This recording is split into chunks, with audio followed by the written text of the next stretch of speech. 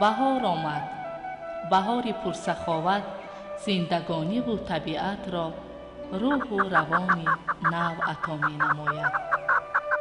بابای دهقان به اطراف نگریسته امید می بندد به فیض و برکت دسترخوان، رزق و روزی فرزندان. شکر می گوید با تحمل، اندیشه و اخلاص، نیتی پاک و آرزوها. بهار هر سال می آید، ولی طبیعتش این است که ما انسانها را هرگز ترک نمی گوید و از خود در همه جا نقشه و نشانی می گذارد. در پیراهن اطلس گلدختران، طاقه زردوزی و تور حریر نوعروسان، درز و سوزنی های چیوران، نقش و نگار سحرانگیز صورتگران به جلوه می آید.